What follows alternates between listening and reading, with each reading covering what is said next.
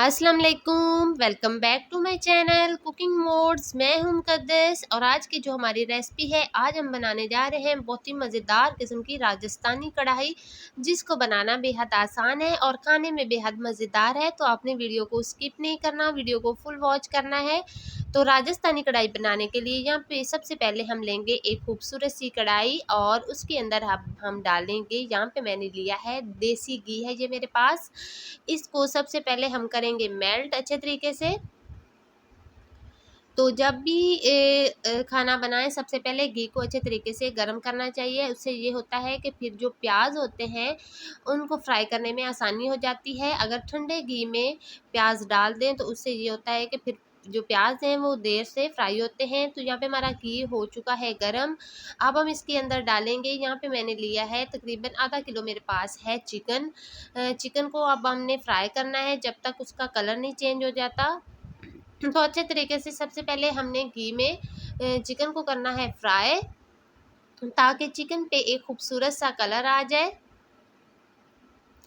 अब हम इसके अंदर डालेंगे, यहाँ पे मैंने नमक लिया है 1 टीस्पून, ये हम इसके अंदर डालेंगे और इसको हम करेंगे मिक्स। तो ये राजस्थानी कढ़ाई बहुत ही आसानी के साथ आप घर पे बना सकते हैं और बहुत ही मज़े की बनती है और बहुत ही आसान रेसिपी है, कोई इसमें ज़्यादा मुश्किल नहीं होती। बहुत ही आसानी के साथ आधे घंटे में ये तैयार हो जाती है कढ़ाई। अब हम इसके अंदर डालेंगे लहसुन का पेस्ट। यहाँ पे हमने सिर्फ अभी लहसुन का पेस्ट डालना है, अदरक हम बाद में डालेंगे। और इसको भी हमने तकरीबन 1 मिनट के लिए करना है फ्राई चिकन के साथ।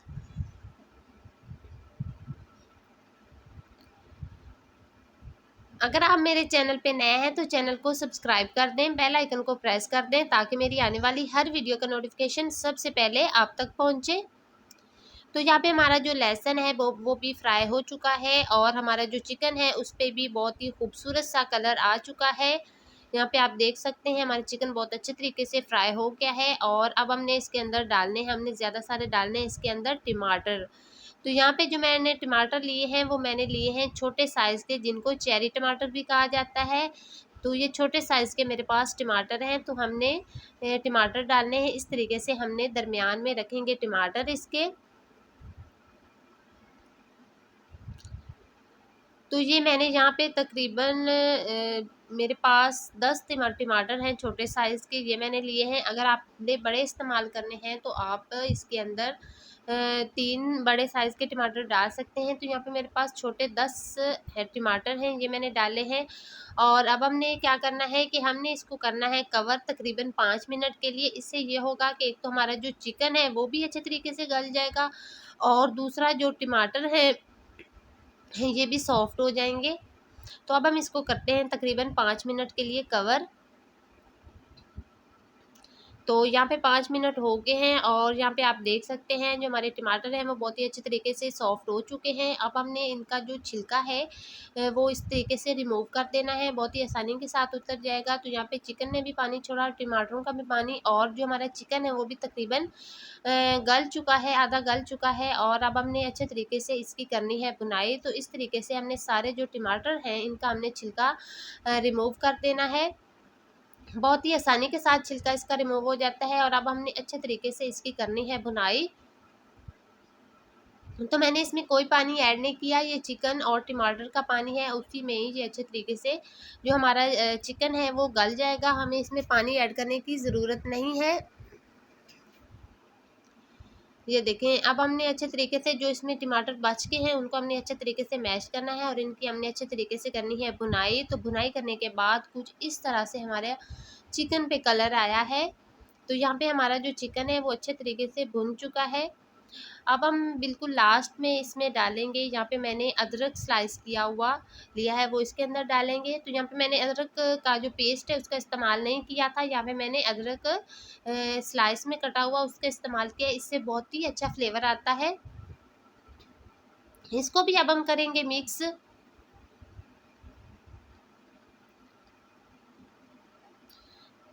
तो अब हम इसमें डालेंगे, बिल्कुल लास्ट में आपने इसमें डालनी है काली मिर्च का पाउडर या बारीक कुटी हुई काली मिर्च दरदरी सी कुटी हुई, वो आप डाल लें। तो 1 टीस्पून मैं इसके अंदर डाल रही हूँ कुटी हुई काली मिर्च, और इसको भी अब हम करेंगे मिक्स। तो अब हम इसके अंदर डालेंगे, यहाँ पे मैंने ली है 1/2 कप ली है मैंने दही। दही को अच्छे तरीके से फेंट लिया था, वो इसके अंदर डालेंगे। और अब हमने इसको भी अच्छे तरीके से करना है मिक्स, ताकि जो दही है इसका जो पानी है वो भी खुश्क हो जाए। बहुत ही आसान रेसिपी है और बहुत ही मज़े की रेसिपी है, और बहुत ही जल्दी बन जाती है। कोई इसमें ज़्यादा मेहनत नहीं करनी पड़ती। तकरीबन आधे घंटे में ये जो कढ़ाई है ये रेडी हो जाती है। जब अक्सर अचानक घर में मेहमान आ जाए तो बहुत ही आसानी के साथ आप ये राजस्थानी कढ़ाई बना सकते हैं, बहुत ही मज़े की बनती है। और अब हम बिल्कुल लास्ट में इसमें डालेंगे बारीक कटी हुई हरी मिर्चें। 3 अदद मैंने हरी मिर्चें ली थी, जिनको बारीक काट लिया था। तो यहाँ पे हमारी जो कढ़ाई है वो बिल्कुल रेडी है, दही का पानी हमने खुश्क कर दिया है। अब हम बारीक कटा हुआ इस पे अदरक से इसको करेंगे गार्निश, और हरा धनिया से इसको करेंगे गार्निश। तो हमारी यहाँ पे बहुत ही मज़ेदार किस्म की कढ़ाई रेडी है। अब हम बिल्कुल लास्ट में यहाँ पे मैंने थोड़ा सा लिया है पिसा हुआ गरम मसाला, ये हम इसके ऊपर छिड़केंगे। तो यहाँ पे हमारी राजस्थानी कढ़ाई बिल्कुल तैयार है। नान के साथ हम इसको करेंगे सर्व। तो बहुत ही आसान रेसिपी है और बहुत ही मज़े की रेसिपी है। तो यहाँ पे हमारी बिल्कुल तैयार हो चुकी है। अब हमने इसमें कोई और मसाला ऐड नहीं करना।